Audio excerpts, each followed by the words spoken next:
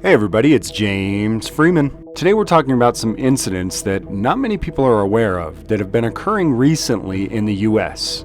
Armored truck heists. And you're not going to believe who the suspects are in these alleged robberies. Law enforcement. That's right, County Sheriff's Department in conjunction with the DEA and the FBI are responsible for the recent alleged armored truck heists.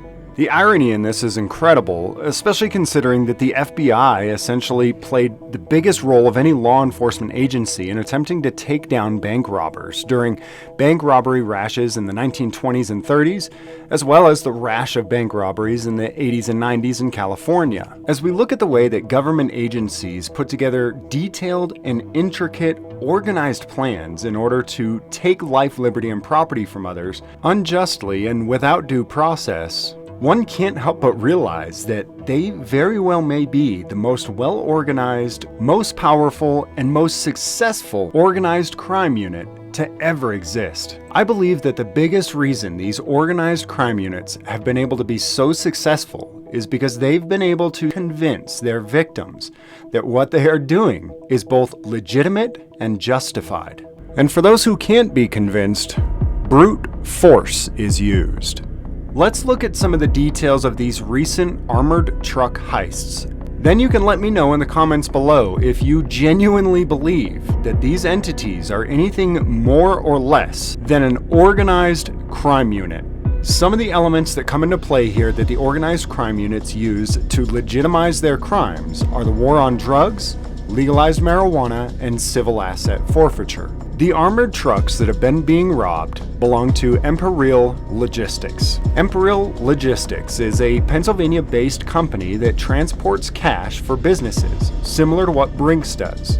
The reason that the mafia, aka local law enforcement, FBI, and DEA, are targeting Imperial Logistics trucks and not Brinks trucks is because Imperial transports cash for legitimate, legally owned marijuana distribution businesses. While these marijuana distribution businesses operate 100% legally and lawfully within the states that they reside, marijuana is still considered an illegal Schedule I drug by the federal government. A Schedule I drug means that it has zero medicinal uses. So here's how the first heist goes down.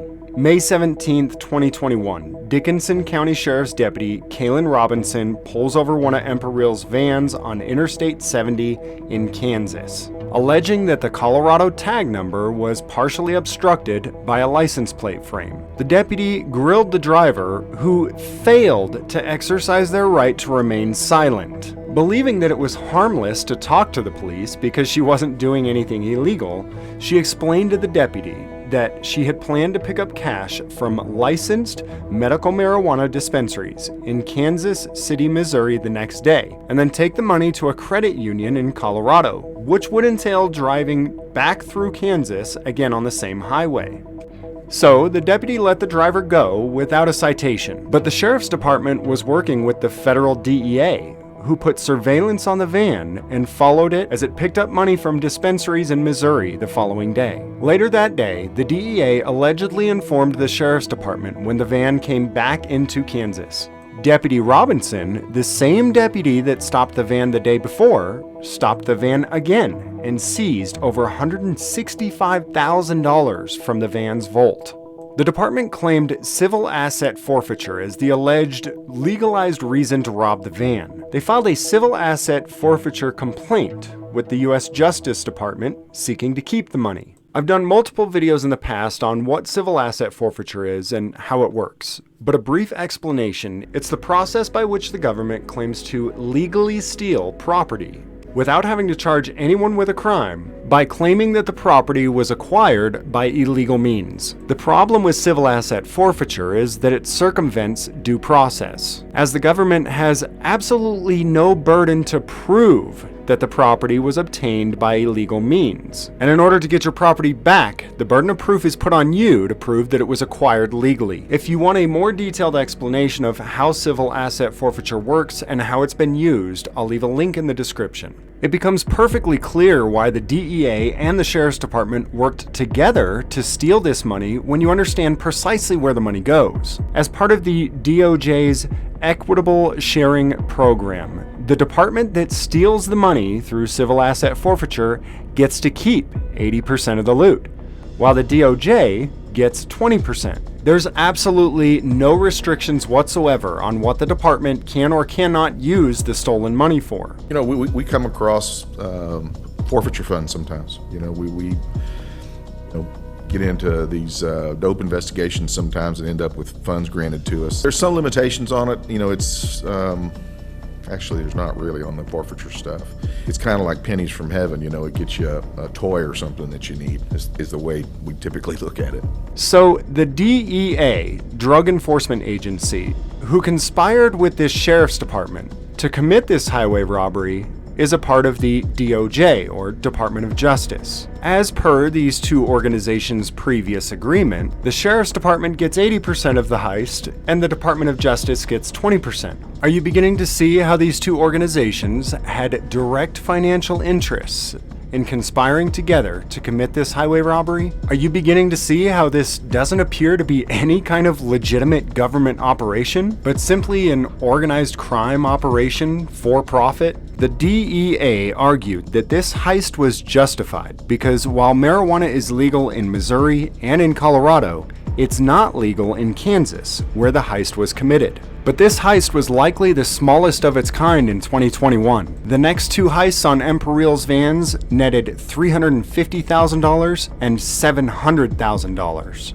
In all, Emperil ended up out over $1 million due to highway robberies committed on their armored vehicles by U.S. law enforcement. But these two larger heists raise even more legal questions due to the fact that they were committed in the state of California, where both medicinal and recreational marijuana are legal. The second heist occurred on November 16, 2021, when San Bernardino, California Sheriff Deputy Jonathan Franco pulled over another one of the company's vehicles, allegedly because it was following a tractor trailer too closely. For some reason, the driver of the van told the deputy that the van was carrying a large amount of cash, which the deputy became very curious about. The deputy ended up stealing the over $700,000 in cash that was on the van. The department said that the money was transferred to the FBI for civil forfeiture. Less than a month later, on December 9th, the same deputies pulled over the same van driven by the same Emperil employee, this time robbing him of over $350,000. According to the company that was robbed, the van's security cameras picked up both video and audio of the incident.